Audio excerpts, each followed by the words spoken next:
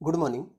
अब भारतीय इतिहास में एक कहावत सुने होंगे, हालांकि बहुत इंपॉर्टेंट कहावत है। वैसे क्वेश्चन में भी पूछ लिया जाता है कि मैं मुट्ठी भर बाजरे के लिए पूरे हिंदुस्तान का साम्राज्य खो देता।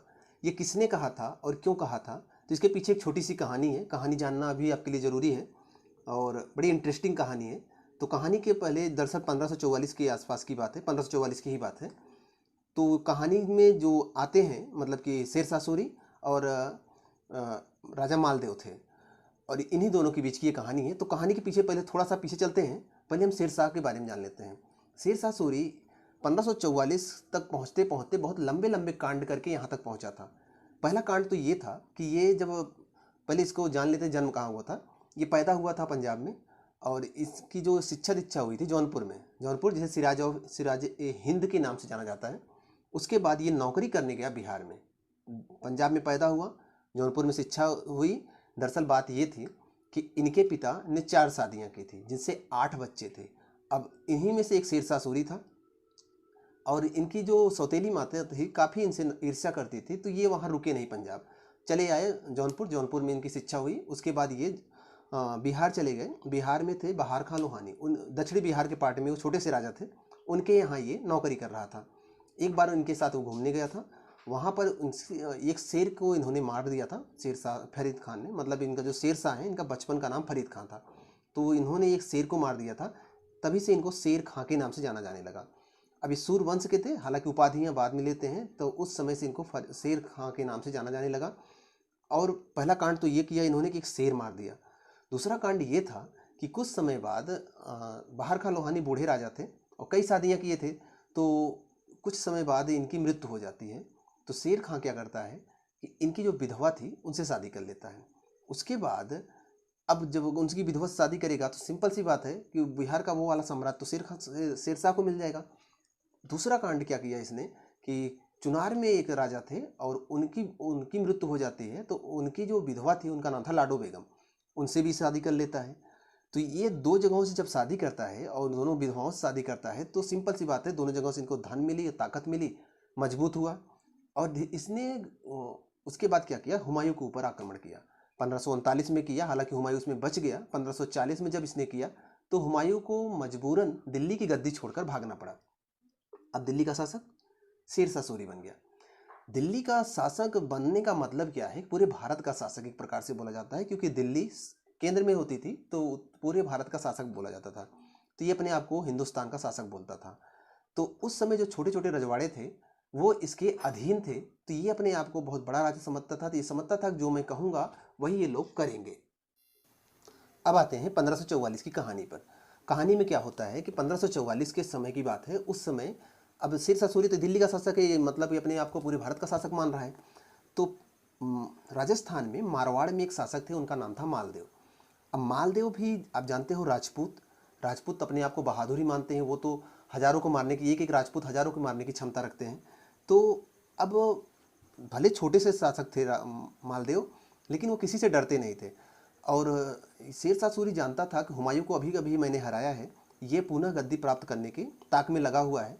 इसी सिलसिले में उसे पता चला कि हुमायूं मालदेव से मिलने जा रहा है। जो राजस्थान मारवाड़ में शासक थे उनसे मिलने जा रहा है। यह बात जब शेरशाह को पूरी पता चला कि हुमायूं और मालदेव मिलने मिलने वाले हैं और बात होगी कि कैसे गद्दी प्राप्त किया जाए, तो उसने मालदेव के पास संदेश भिजवाया शेरशाह सूरी ने कि हुमायूं जब भी आपके पास आए तो उसे आप गिरफ्तार कर लीजिएगा और हमारे हवाले कर दीजिएगा।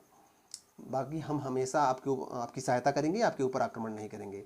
लेकिन राजपूत वचन के पक्के होते हैं। उन्होंने पहले से हुमायूं को वचन दिया था कि हम आपसे मिलेंगे और आपकी सहायता करेंगे।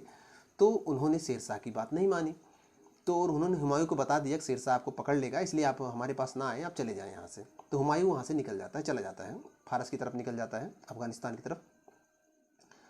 अब ये बात शेरशाह को पता चली। शेरशाह उस समय ये घमंड में था कि मैं तो पूरे भारत का शासक हूँ, तो ये छोटे से राजा मुझसे मेरे खिलाफ अगर हो रहे हैं तो कल को ये आवाज़ उठाएंगे। तो उसने क्या किया कि 80,000 सेनाओं की एक टुकड़ी लेकर मारवाड़ पर आक्रमण करने के लिए चल दिया। अब ये बात जब पता चली मालदेव को, तो मालदेव भी लगभग 50,000 सैनिक लेकर निकले और गिरी और सुमेर नामक एक स्थान है, भल नामक स्थान पर, वहीं पर आकर गिरी में रुका। भल नामक स्थान के आसपास ही पड़ता है ये। तो गिरी में रुका शेरशाह सूरी लगभग 80,000 सेना के साथ। और सुमेर नामक स्थान पर रुके मालदेव। अब दोनों जब रुके हुए हैं तो अब तुरंत युद्ध नहीं हुआ। ये इंतजार में था कि हो सकता है मालदेव आत्मसमर्पण कर दे। मालदेव इस इंतजार में थे कब तक रुका रहेगा। अब कभी तो इसके सैनिकों का खर्चा पानी रुकेगा, मतलब खाना पीना खत्म होगा तो लौट जाएगा। 80,000 लोगों को खाना खिलाना आम बात नहीं है। तो ये इसी चक्कर में वहाँ पर रुके थे, कई महीने वहाँ रुके रहे। तो धीरे धीरे शेरशाह को पता चल गया कि अभी यहाँ से ये हटने वाला नहीं है। तो उसने क्या किया कि मालदेव के सैनिकों में, मालदेव के सेना में एक भ्रांति फैला दी कि जो दरअसल, पहले ये कहानी थोड़ा समझ लीजिए। जिस तरह आप एक नाम सुने होंगे आल्हा और उदल का। परमार्दी देव के दरबार में रहते थे आल्हा और उदल, और बहुत वीर लड़ाके थे। उनके नाम से लोग कांप जाते थे, इतने लड़ाके थे। ऐसे ही मालदेव की सेना में 2 सेनापति थे, जेता और कुंपा। ये भी बहुत लड़ाके थे। इनके नाम से ही लोग शत्रु डरते थे, इसलिए जल्दी इनसे कोई लड़ता नहीं था। और जब शेरशाह सूरी ये बात जानता था कि अगर जेता और कुंपा यहाँ से हट जाएं तो मालदेव आत्मसमर्पण कर देगा, इसलिए उसने क्या किया, कई महीने इंतजार करने के बाद शेरशाह मालदेव के गिरोह में, मान के सैनिक टुकड़ी में ये भ्रांति फैलवा दी कि जेता और कुंपा शेरशाह से मिल गए हैं। ऐसे लिख लिख कर जगह जगह फेंकवा दिया। अब ये बात चुपके से पता चली मालदेव को, तो उन्हें लगा कि जब हमारे वीर सैनिक ही मेरे साथ नहीं गद्दारी कर रहे हैं तो मेरा लड़ने का क्या मतलब है। उसने क्या किया कि अपने ढेर सारे सैनिक लेकर वापस चला गया, मालदेव वापस चला गया। ये बात बाद में पता चली जेता और कुंपा को कि मालदेव वापस चले गए, और ये पूरी भ्रांति फैलाया शेरशाह सूरी ने। वो बोले कि मेरे नाम को बदनाम ये लोग कर रहे हैं, इसलिए वो बहुत बहादुरी से, मालदेव ने लगभग 20,000 सैनिक लेकर वापस चले गए थे, तो ये लगभग 30,000 सैनिक, कहाँ 80,000 सैनिक, कहाँ 30,000 सैनिक। लड़ाई शुरू हुई तो शेरशाह सूरी पहले से ही ये पक्ष में ये जानता था अब तो सैनिक और कम हो गए, अब तो मैं ही जीतूंगा। लड़ाई शुरू हुई और बहुत तगड़ी लड़ाई हुई। राजपूत बहुत बहादुरी से लड़े और स्थिति ये आई कि शेरशाह सूरी की हारने की नौबत आ गई। अब शेरशाह सूरी हारने वाला था। इसी बीच उसे पता चला कि उसका एक सेनापति जो कहीं बगल में लड़ाई पे गया था, वहाँ से जीतकर वह वापस आ गया है और सेना लेकर और आ गया है। तो इसकी सैनिक टुकड़ी बढ़ गई और स्थिति थोड़ी मजबूत हो गई, और इसी बीच उसे पता चला कि जेता और कुंपा भी मारे गए हैं, और ये युद्ध वो जीत जाता है। अर्थात एक दिल्ली का शासक जो कि पूरे हिंदुस्तान का शासक होता है, वह एक युद्ध हारते हारते जीत गया। और जो कि मारवाड़ एक छोटा सा शासक था दिल्ली के शासन की तुलना में, इसलिए वह युद्ध जीतने के बाद शेरशाह सूरी ने ये कहा कि मैं मुट्ठी भर बाजरे के लिए पूरे हिंदुस्तान का साम्राज्य खो देता। तो यही पूछा जाता है कि किसने कहा था, क्यों कहा था। तो ये कहानी मैंने आपको बता दी। शेरशाह की कहानी जरूर थोड़ी सी इंटरेस्टिंग है, यहाँ से कहानी भी बनते हैं, यहाँ से क्वेश्चन भी बनते हैं, तो आपके काम में आ जाएगा। मिलते हैं आपसे नेक्स्ट वीडियो में।